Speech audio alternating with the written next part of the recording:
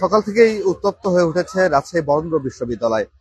মূলত একজন শিক্ষক গোলাম রাব্বানী নামের গণযোগাযোগের যিনি উপদেষ্টা রাজশাহীর এই বরেন্দ্র বিশ্ববিদ্যালয়ের, তার বিরুদ্ধে একটি যৌন নিপীড়নের অভিযোগ উঠেছিল বেশ কয়েকদিন আগে, এবং সেই যৌন নিপীড়নের অভিযোগ নিয়ে শিক্ষার্থীরা এই বিশ্ববিদ্যালয়ের যিনি ভিসি রয়েছেন সেই ভিসির বরাবর তারা আবেদন করেছিলেন সেই বিষয়টি সুরাহা করবার জন্য এবং প্রয়োজনীয় ব্যবস্থা গ্রহণ করবার জন্য। কিন্তু আজকে শিক্ষার্থীরা আমাদের কাছে যে অভিযোগ তারা করছেন, তারা বলছেন যে ভিসি সেই আবেদনের প্রেক্ষিতে কোনো ধরনের ব্যবস্থা গ্রহণ করেননি, যার ফলে আজকে শিক্ষার্থীরা তারা এই ক্লাস ছেড়ে তারা কিন্তু ক্যাম্পাসে তারা এক জায়গায় হয়েছে এবং তারা বিক্ষোভ প্রদর্শন করছে এবং এক প্রকার বলা যেতে পারে ভিসি সহ এবং যে অভিযুক্ত যে শিক্ষক তার পদত্যাগের দাবিতে মূলত তারা আজকে এখানে অবস্থান নিয়েছেন। আমরা আপনাদেরকে দেখাতে চাই, পিছনের নিশ্চয় আপনারা দেখতে পাচ্ছেন যে এই মুহূর্তে শিক্ষার্থীরা কিন্তু তারা এখানে ঠিক সকাল থেকেই বা সকালের পর থেকে তারা কিন্তু এই ক্যাম্পাসে তারা অবস্থান নিয়েছেন এবং তাদের যে মূল যে দাবিটা হচ্ছে যে কয়েকজন শিক্ষার্থীকে যে যৌন নিপীড়ন যেটা করা হয়েছে সেই যৌন নিপীড়নের যে ব্যবস্থা যেটি নেওয়ার কথা ছিল, যেটি তারা লিখিতভাবে তারা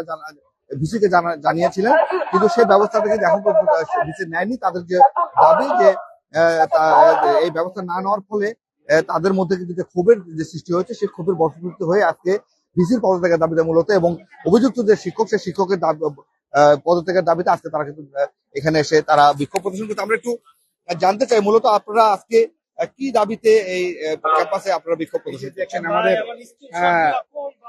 5 জুলাইয়ের আমাদের ফ্যাসিস্ট আমাদের ভিসি দেখেন প্রশাসনকে সামনে করে স্টুডেন্টদেরকে ধরাই দেওয়ার মানে নির্দেশনা দিচ্ছে।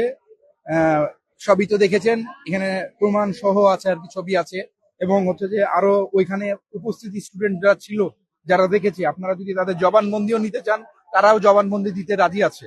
আমরা চাচ্ছি যে এরকম ফ্যাসিস্ট আমাদের বরেন্দ্র বিশ্ববিদ্যালয়ে না থাকে। কি ধরনের অভিযোগ আপনারা করেছেন, আসলে কি বিষয়ের মানে আজকে আন্দোলনে নেমেছেন? আমরা আন্দোলনে নেমেছি তার ভিসির পদত্যাগ এবং হচ্ছে যে মানে নির্যাতন, মানে মানে কি বলবো, নিকৃষ্ট একজন শিক্ষক। মানে শিক্ষক বললে আসলে অসম্মান করা হবে সকল শিক্ষককে, তার মতো নিকৃষ্ট মানুষ আসলে হয় না। যা মানে নিজের স্টুডেন্টদের সাথে শারীরিক সম্পর্ক গড়ে তোলার যে মাধ্যম, এটা সমাজে আমরা আসলে খুবই ঘৃণার চোখে দেখি। কালকে আমার ক্লাসের এক বোনের সাথে হয়েছে, কালকে যে আমার মা বোনের সাথে করবে না, বা কালকে ওর বা আমাদের সাথে করবে না, এরকম কোনো প্রশ্রয় কেউ দিতে পারবে না।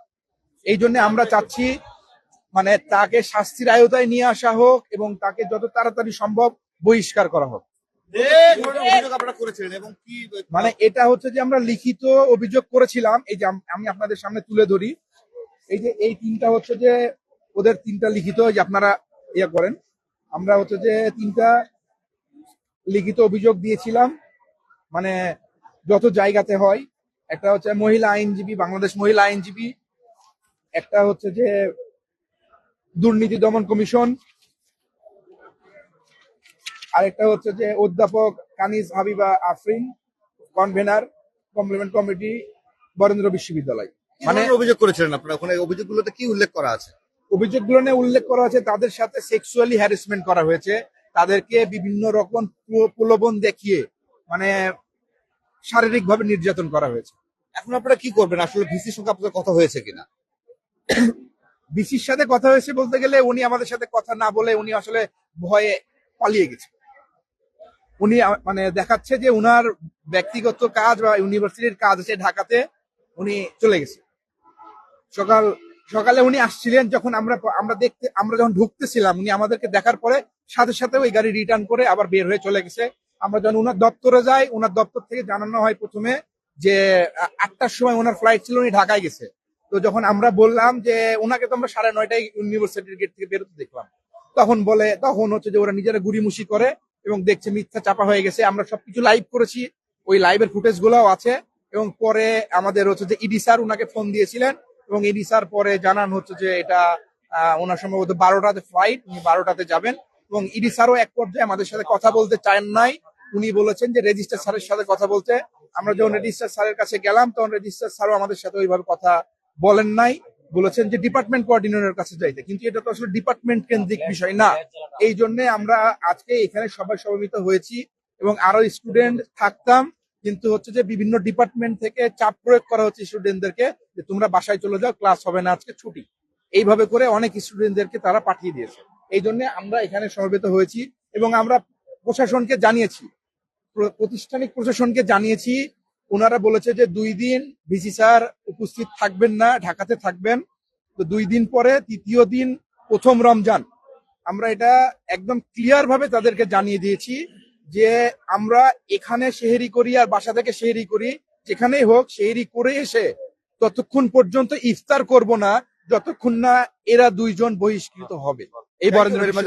ধন্যবাদ আপনাকে। সুপ্রিয় দর্শক, শুনছিলেন যে যেমনটি বলছিলেন, বরেন্দ্র বিশ্ববিদ্যালয়ের শিক্ষার্থীরা তারা কিন্তু মূলত যৌন নিপীড়নের যে বিষয়টি রয়েছে সেটি নিয়েই মূলত আজকে তারা এই বিক্ষোভ এবং আন্দোলনে তারা নেমেছেন, এবং তারা যেটি স্পষ্ট করে যেটি বলার চেষ্টা করছেন যে যেহেতু এটি এই যিনি এই বিশ্ববিদ্যালয়ের উপাচার্য রয়েছেন তাকে কিন্তু তারা লিখিতভাবে এই বিষয়গুলো জানিয়েছিলেন এবং তারা আশা করেছিলেন যে এটা একটা সুরাহা তিনি করবে, কিন্তু শেষ পর্যন্ত এটির বিষয়ে কোনো পদক্ষেপ না নেওয়াতে কিন্তু মূলত আজকের এই যে পরিস্থিতিটা আপনারা দেখতে পাচ্ছেন সেই পরিস্থিতি তৈরি হয়েছে। এবং তারা যে কর্মসূচির কথা বলে কিছুদিন আগে বলছিলেন যে তারা আসলে এটা কঠোরতম যে আন্দোলনে তারা যাওয়ার চেষ্টা করছেন, এবং যারা এই ধরনের ঘটনার সঙ্গে যাদের জড়িত তাদের দৃষ্টান্তমূলক শাস্তির দাবি কিন্তু তারা কিন্তু সেখানে করছেন।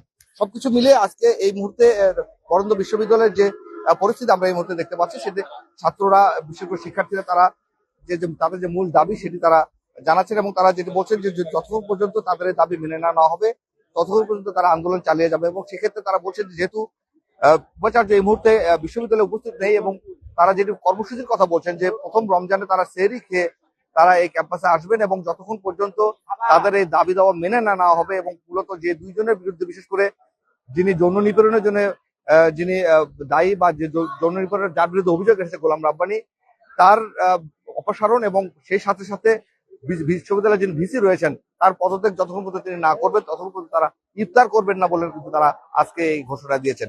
সবকিছু মিলে এখন এই পরিস্থিতি, বিশ্ববিদ্যালয়ের শিক্ষার্থীরা ক্লাস ছেড়ে তারা কিন্তু এই আন্দোলনে তারা রয়েছেন, এবং তারা যে দাবি সেই দাবির প্রতি তারা বলছেন যে যত দ্রুত সম্ভব তাদের এই দাবিগুলো মেনে নেওয়া হবে। তো এই ছিল রাজশাহী থেকে বরেন্দ্র বিশ্ববিদ্যালয়ের যে শিক্ষার্থীদের যে আন্দোলন, সেই আন্দোলনের সর্বশেষ খবর।